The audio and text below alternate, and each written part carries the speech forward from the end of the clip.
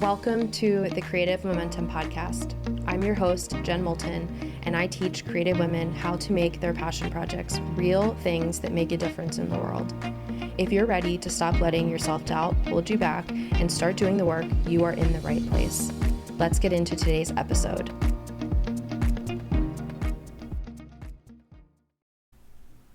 Welcome to today's episode. Why are we here? Today, I'm going to share with you my answer to this question. Why are we here? I'm also going to share some of my personal beliefs, where they come from, how I approach having beliefs that I can't prove, and my greater life vision, which I hope to impart on you as well. I hope that this episode inspires you to be more boldly yourself, and to boldly express your brilliant ideas. That's my goal.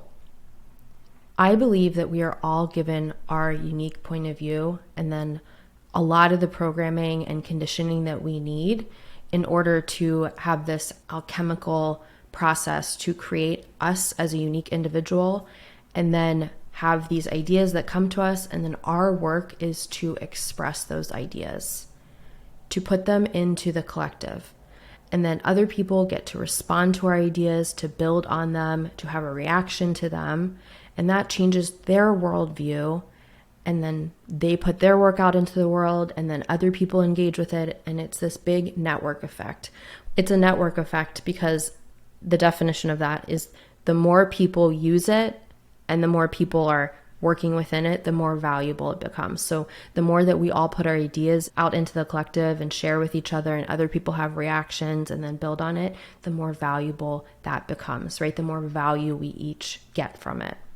I believe that we're here to share our ideas and unique point of view and share them with the collective so that there's an infinite inputs that we all get to react to and learn from and digest, and then have responses within ourselves that then change the way we see things, and then we put different things out into the world.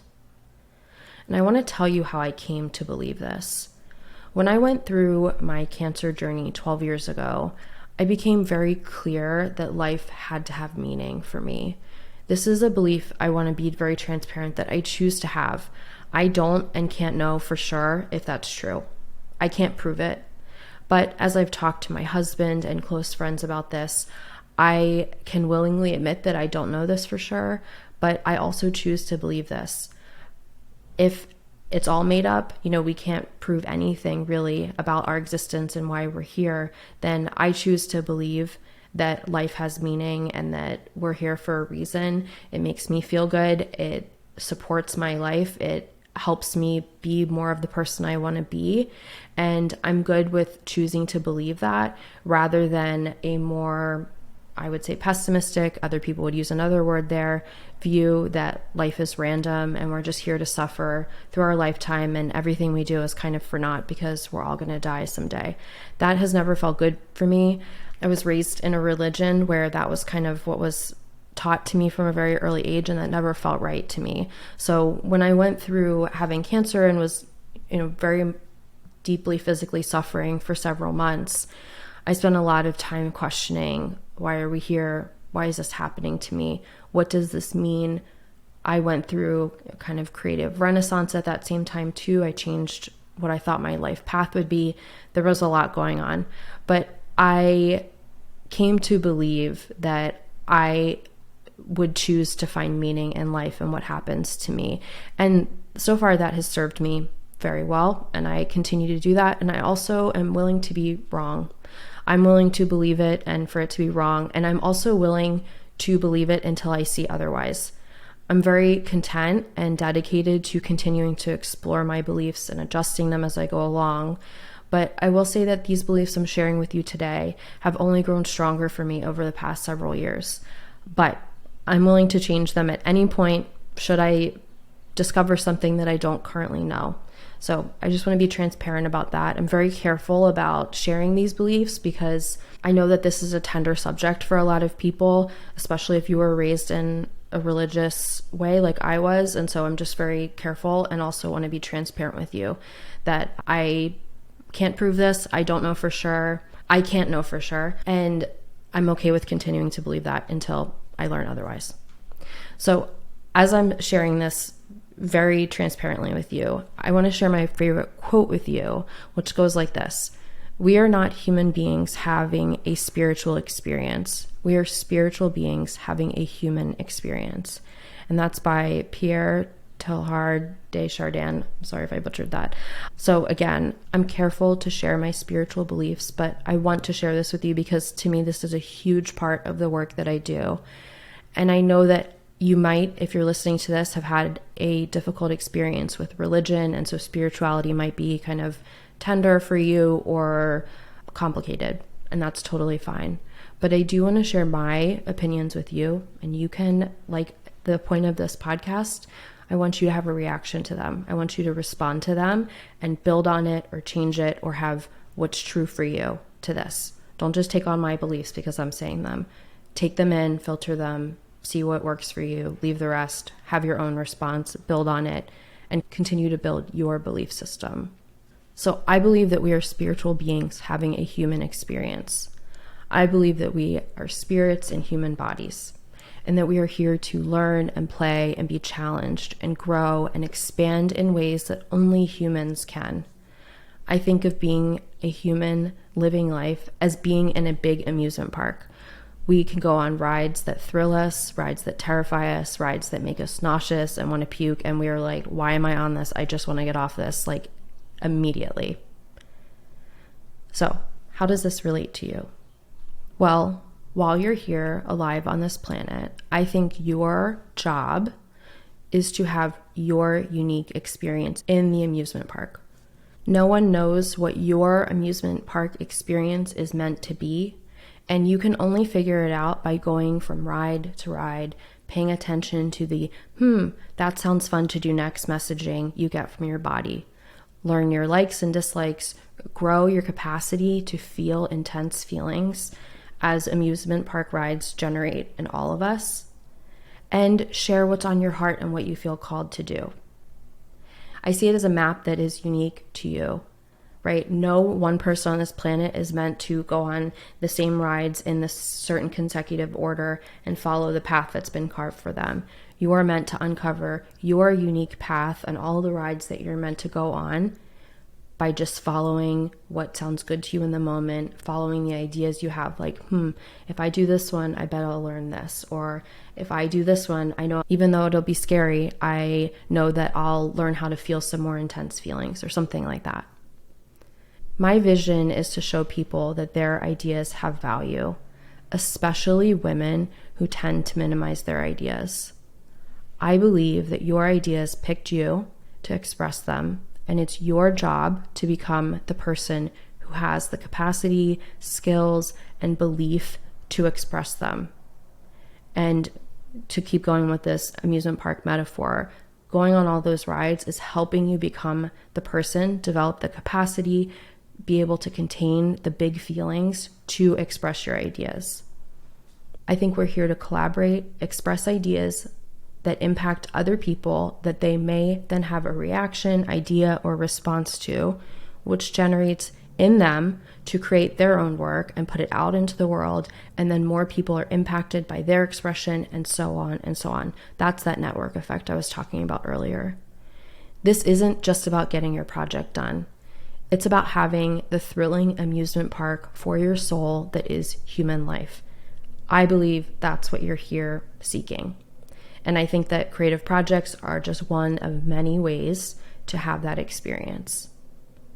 I don't think that our creative pursuits are just so that we can get a gold star from society and achieve in the ways that we've been conditioned to want to achieve and the way that we should do things. I think women especially have so many brilliant ideas, and I think we all came here for a reason, and it's our job to express our ideas and show our creative selves to the world. I think that is the ultimate act of service for humanity. To become ourselves, to share our ideas, to make our impact, to have an effect on other people that we could never possibly predict. On a soul level, it is thrilling in and of itself to feel the whole spectrum of emotions. It definitely does not feel good to feel irritated or frustrated as a human. I think we can all agree on that. But I think on a soul level, It's all play and it's all fun. If you think about an enlightened being, I think we all have examples of that in society. Maybe Thich Nhat Hanh. I can see that they might find amusement or interest or fascination with what it feels like to be irritated sitting in traffic or waiting in line or waiting for the muse to show up. When I'm feeling a negative emotion, I love to think about it this way. Can I find some element of fascination with what it's like to be a human feeling this way? Love that question. Such a good one. It can give us space in that moment and also remind us that it can be fun to feel the whole spectrum of emotions, or maybe we can find an element of fun or an element of play if we think, if you agree with me, I should say, and you don't have to, but if you agree with me that we're spiritual beings having a human experience and we're here to play, and part of playing is feeling all the feels. Okay, I'm going to start wrapping this up, but I also want to share a couple more things. When you ask yourself if your creative work, idea, or project really matters, I hear this a lot. Like, does this matter? It doesn't really matter. This is frivolous, etc. I want you to remember me saying this. I want you to hear it in your head, in my voice. Yes, it does. More than you could ever know. You have absolutely no idea who might be impacted by it, and it could change their life. Your ideas are important, they matter, and they are meant to be expressed. You did not choose this life, quote, ride, to come here and work on things that don't matter to you, or to fritter away your time doubting yourself, which, by the way, when you're doing that, I see it as you putting off getting on the next amusement park ride, and therefore putting off the thrilling experience and everything you might learn from it, right? You're just like avoiding going and getting in line to get on that next ride. And I know what you might be thinking. I hear this a lot too. But I don't know if my idea will work. And therefore, I don't know if I'll be able to make a living at it. And here's what I want to say to you. That may or may not be the point of this idea. I truly do not know. And that may not be the end-all, be-all of this project. What if this project led you to the thing that does support your dreams or vision, or something even bigger and better than that? We don't know, and you can't know until you try. Okay, here's how I want to sum this up. I want you to repeat after me. You can do this in your head. I am here to have meaning. I'm here to express my ideas. I'm here to have a thrilling amusement park adventure. If you agree with me and you believe that you are here for a reason, you have your ideas for a reason, you're meant to express your ideas.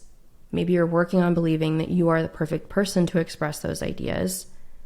And you're here to have this human experience, which is like a series of amusement park rides. Then, if you're in that place of believing that, what do you want to work on? What are you meant to create? What should you do today to support that vision? I want you to be able to come back to that question. So if you need to, maybe jot it down. I'll put it in the show notes too. Use that as a guidepost or a tenet that you come back to make decisions.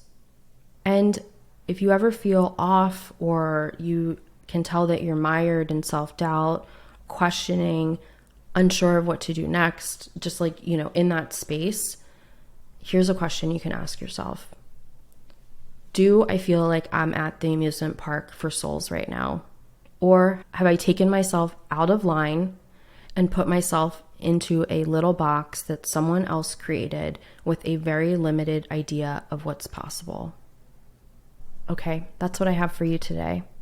I am so glad that you are here and that we get to walk our paths together. See you next time, same place. Bye for now. Thank you so much for listening today.